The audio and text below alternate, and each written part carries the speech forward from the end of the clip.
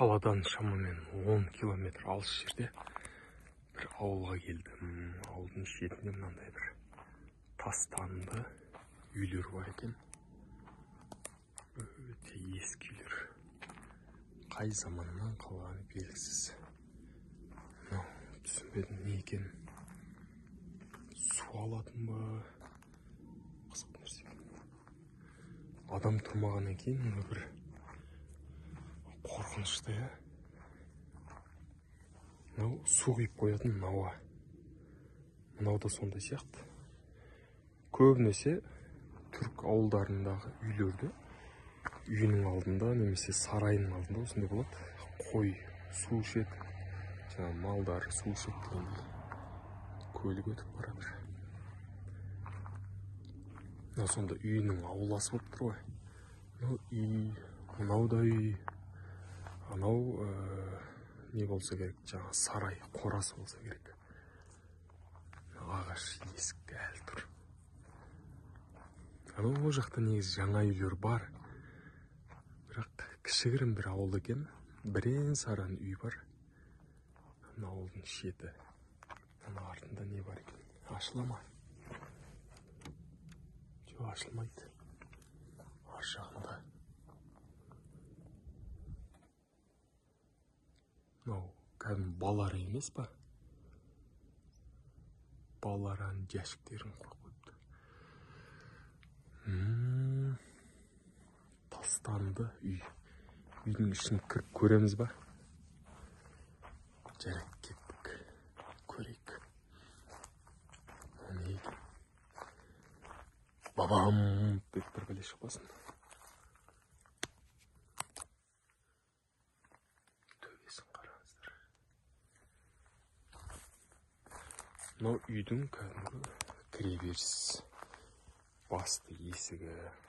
Бисмиллахиррахманиррахим. Кіріп көрейік.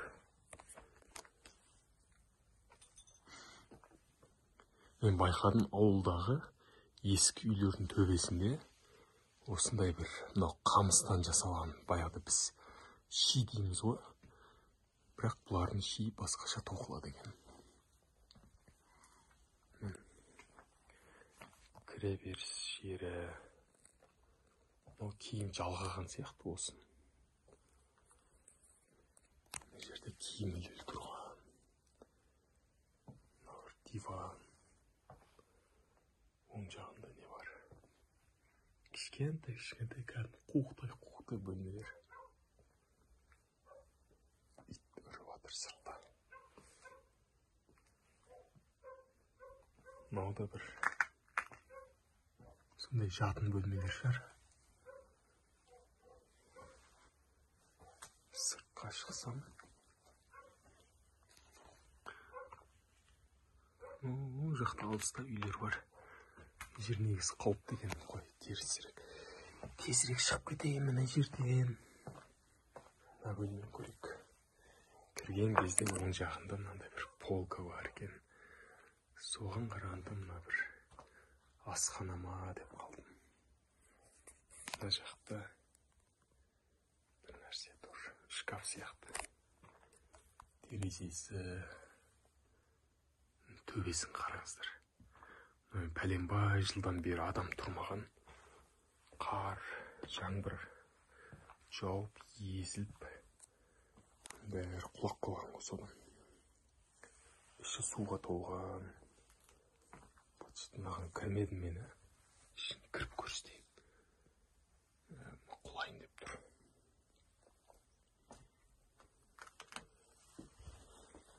Түсінбедім, жатын бөлменің жиһаздар ма, әлде асхана ма? Жақта қызық нәрсе бар екен. Мынаны қарап едім, тағы бір бөлме бар. Терезе. Мысықтарға есік ау деймін. Сыртқа шығайық. Сыртқа шығайын. Өзімді бір көрсетіп қояйын. Мен қаладан 10 километр. Мына көлікпен келдім ғой. Осы мен Коняда біраз жерді қыдыртқан көлігім. Ал Бағытты ауыстырмай ары қарай жүрейін. Мынау бір летний кухня деген сияқты екен. 2 бөлмелі, кішігірім.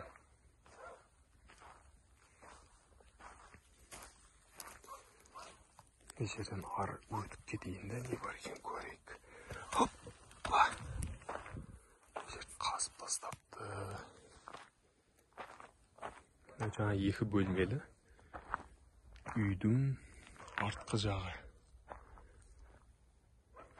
Бұл ескі үйлердің төбесі қалай жабылады қараңыздар.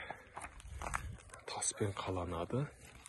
Сосын ағаш, бағанағы шидің үстінде мынау бір қамыстың үстіне топырақты шамамен 20-25-30 сантиметрдей төсейді. Болды. Осылай болады. Қысы жазы осылай тұрады. Негізі қыста ойлаймын да, қар жауып, енді жазда да ғой, көктемде де жаңбыр жауған кезде, ішіне сіңіп ары қарай тамшыламай ма? Бұғалай болды. Неге мынандай қиғаштатып, су ағып кететіндей қылып жаппайды? Түсініксіз. Түсініксіз. Мынау тұр. Мысалға Қазақстанда бұндай қабырғалардың барлығын кәдімгі саз балшықтан жасайды ғой. Саз дегенде кәдімгі қара топырақты, сар топырақты илеп, арасына жаңағы шөп, жаңағы тағы не қосады өзі? Тағы бір нәрселер қосып жатады. Біреулер ешкінің жүнін қосады, сабан қосады, көбіне сабан қосады негізі. Сабан қосып, сол пақсамен ұрып шығарады. Ал мына жақта ондай сар топырақ, қара топырақ деген нәрсе жоқ. Енді қара топырақпен үйді салмайды, сар топырақпен. Сар топырақ мүлдем жоқ. Жердің бәрі құм, тастақ. Сондықтан кез келген құрылысты таспен көтереді. Бір себебі сол. Үйдің жанында қорау деймін үшін. Бағана мысықтың есігі деген бар ғой. Сол осыған қарайды. Мына жақ ашық екен. Былай көрейін. Бұл жерде бір іздері жатыр. Қойдың ізі. Қойдың ізі деп ойлай берейік енді. Жаман нәрсе ойламай. Сарай ғой. Мін. Дәл таптым, сарай екен. Мынау жаңағы малдың ақыры сиыр қора. Ал мына қой қора. Мына жақта қойдың ақыры, мынау сиырдың ақыры. Мынау құлайым деп тұр ғой. Құлайым деп тұр.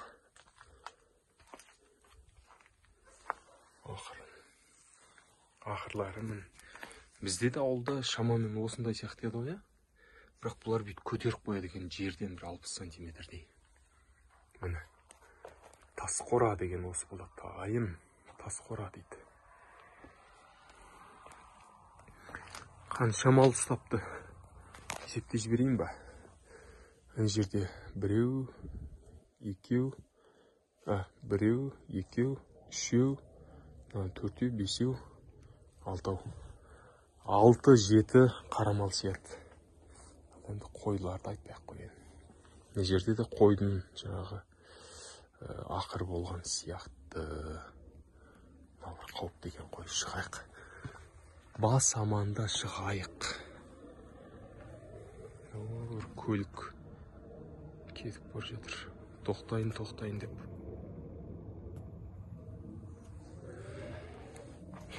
Мына жақта не бар екен жаңағы? Бисмиллах. Қираған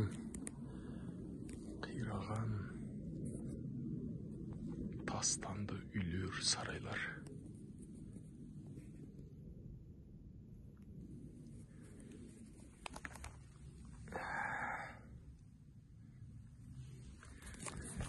Ал құрметті көрермен, ағайын, бауыр, дос.